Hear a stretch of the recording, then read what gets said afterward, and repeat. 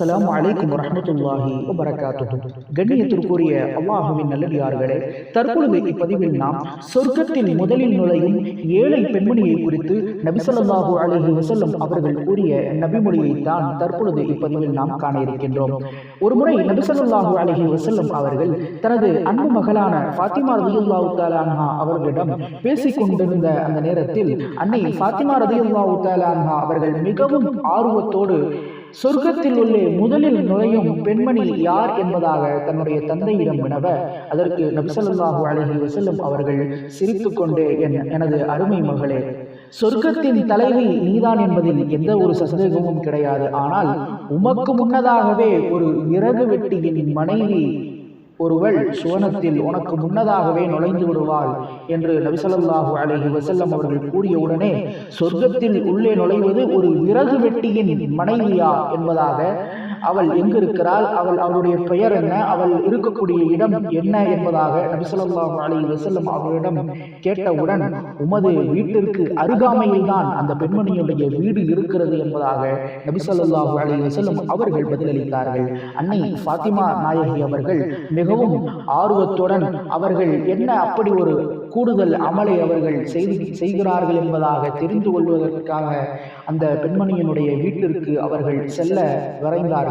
அப்பொழுது தன்னுடைய கணவரான ஹஜ்ரத் அலி ரலியல்லாஹு தஆலா அன்ஹு அவர்களுடைய அனுமதியை பெற்றுக்கொண்டு அன்னை ஃபாத்திமா ரலியல்லாஹு தஆலா அன்ஹா அவர்கள் அந்த பெண்மணியுடைய வீட்டிற்கு, அதாவது அந்த விறகு வெட்டியின் மனைவியினுடைய வீட்டிற்கு சென்று கதவை தட்டுகிறார்கள். யார் அது என்று ஒரு பெண்ணினுடைய குரல் கேட்கிறது. நான் தான் நபியின் மகள் ஃபாத்திமா வந்துள்ளேன், தங்களிடம் பேசுவதற்காக நான் வந்திருக்கிறேன் என்று ஃபாத்திமா நாயகி அவர்கள் பதில் தருகிறார்கள். உலகமே திரும்பி பார்க்கும் சர்வதேச சாம்ராஜ்யத்தின் தலைவரான நபிகள் நாயகத்தின் மகள் ஒரு ஏழையின் வீட்டு வாசலில் நின்று கொண்டு நான் தான் ஃபாத்திமா என்று கூறிய அந்த நேரத்திலும் அந்த வீட்டின் கதவு திறக்கவில்லை. என்னுடைய கணவன் அனுமதி இல்லாத நேரத்தில், என்னுடைய கணவன் இல்லாத நேரத்தில் இந்த கதவு என்பது திறப்பதற்கு எனக்கு அனுமதி இல்லை என்று அப்பெண்மணி கூறினார். மேலும் அல்லாஹுவின் தூதரின் மகளை காண்பதற்கு எனக்கும் மிகவும் ஆசையாகத்தான் இருக்கிறது, ஆனால் என்னுடைய கணவரின் அனுமதி இல்லாமல் நான் இந்த கதவை திறக்க மாட்டேன் என்பதாக அப்பெண்மணி மிக தாழ்மையோடு கூறினாள். மேலும் அந்த பெண்மணி கூறுகையில், நாளை நீங்கள் வருவதாக இருந்தால் நான் என்னுடைய கணவரிடம் நான் அனுமதி பெற்று வைக்கிறேன், அந்த சமயத்தில் நீங்கள் என்னுடைய வீட்டிற்கு வரலாம் என்பதாக அப்பெண்மணி பதிலளித்தார்கள். மீண்டும் மறுநாள் அன்னை ஃபாத்திமா ரலியல்லாஹு தஆலா அன்ஹா அவர்கள் தன்னுடைய புதல்வர்களான ஹஜ்ரத் ஹசன் ரலியல்லாஹு தஆலா அன்ஹு, ஹஜ்ரத் ஹுசைன் ரலியல்லாஹு தஆலா அன்ஹு இருவரையும் அழைத்து அப்பெண்மணியினுடைய வீட்டிற்கு செல்கிறார்கள். அதே போன்று கதவை தட்டுகிறார்கள். யார் அது என்று குரல் கேட்கிறது. நான் தான் நபியின் மகள் ஃபாத்திமா வந்துள்ளேன் என்று பதிலளிக்கிறார்கள். உங்களுடன் இருவர்கள் இருக்கிறார்களே, அவர்கள் யார் என்று கேட்டவுடன், எனது புதல்வர்கள் ஹசன் ஹுசைன் என்று பதில் கூறுகிறார்கள். என்னை மன்னிக்கவும், உங்களுக்கு மட்டும்தான் என்னுடைய கணவரிடத்தில் நான் அனுமதி கேட்டிருக்கிறேன், ஹசன் ஹுசைன் அவர்களுக்கு நான் அனுமதி கேட்கவில்லை என்பதாக அப்பெண்மணி கூறினார். நாயகியை மறுத்தமைக்கு என்னை நீங்கள் மன்னித்து விட வேண்டும் என்பதாக மன்னிப்பையும் அப்பெண்மணி கூறுகிறார். மூன்றாவது நாளாகவும் அந்த புதல்வர்களை விட்டுவிட்டு வெறும் ஃபாத்திமா நாயகி அவர்கள் மாத்திரமே அவர்களுடைய வீட்டிற்கு செல்கிறார்கள்.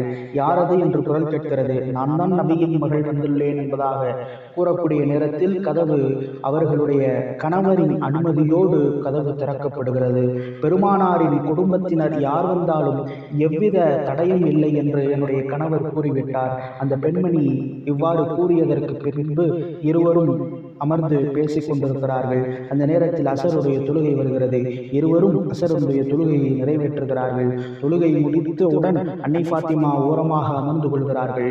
ஆனால் அந்த பெண்மணியோ அல்லாஹ்விடத்தில் தன்னுடைய கணவனுக்காக வேண்டி, தன்னுடைய கணவன் மகிழ்ச்சியாக இருக்க வேண்டும், அவருடைய ஆயுளில் வரக்கத்தை ஏற்படுத்த வேண்டும், அவர்கள் செய்யக்கூடிய காரியங்கள் அனைத்தும் நல்ல முறையில் அது நிறைவேற வேண்டும் என்பதாக அப்பெண்மணி கண்ணீர் மல்க துஆ செய்கிறார்.